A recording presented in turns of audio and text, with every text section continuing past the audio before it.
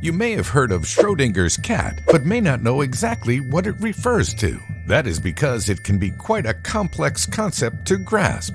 Today we will explain Schrödinger's cat in a way you can truly understand. But first, who was Schrödinger? Born in Vienna on August 12, 1887, Erwin Schrödinger was awarded the Nobel Prize in Physics in 1933.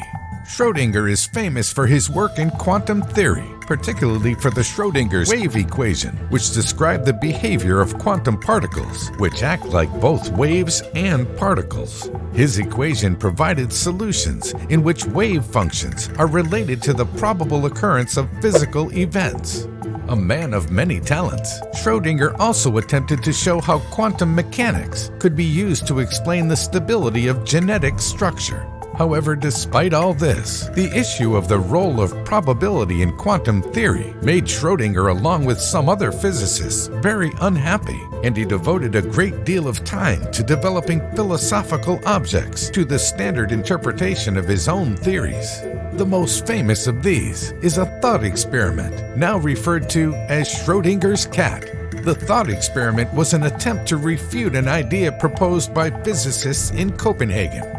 Known as the Copenhagen interpretation of quantum mechanics, these physicists suggested that particles could exist simultaneously in two states, and that it was only once the particle had been observed that it existed in one state or the other. Schrödinger came up with his thought experiment as a way to argue that this theory did not make sense. One version of the thought experiment goes something like this. Imagine you locked a cat inside a steel box that is completely cut off from the outside world. In the box, said Schrödinger, you also place a vessel that contains a small amount of a radioactive substance. The radioactive substance is such that after 1 hour, there is an equal probability of one atom of the substance either decaying or not decaying.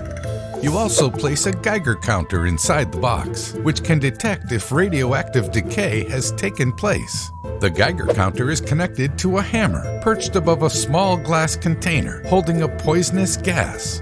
If the Geiger counter detects radioactive decay, it will prompt the hammer to break the glass, releasing the poison. This poison will then kill the cat. While the box is still closed, there is no way of predicting what has happened inside it, as there is an equal probability of the atom decaying and not decaying.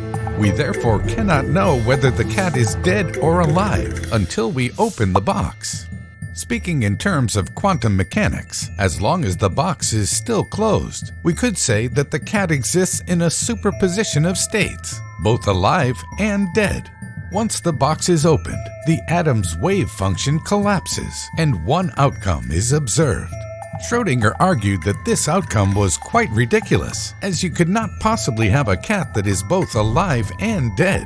The experiment might sound strange, but it was simply meant to show how ludicrous the Copenhagen interpretation of quantum mechanics and quantum superposition were. However, because of the complicated way Schrödinger set up his experiment, many people assume Schrödinger was in fact supporting the concept of quantum superposition. In reality, he was arguing the opposite.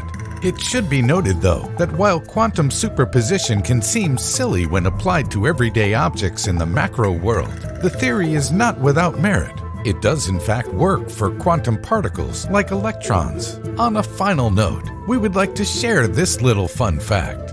Albert Einstein got very excited about Schrödinger's thought experiment and even developed his own version with explosives. There, now you know all there is to know about Schrödinger's cat.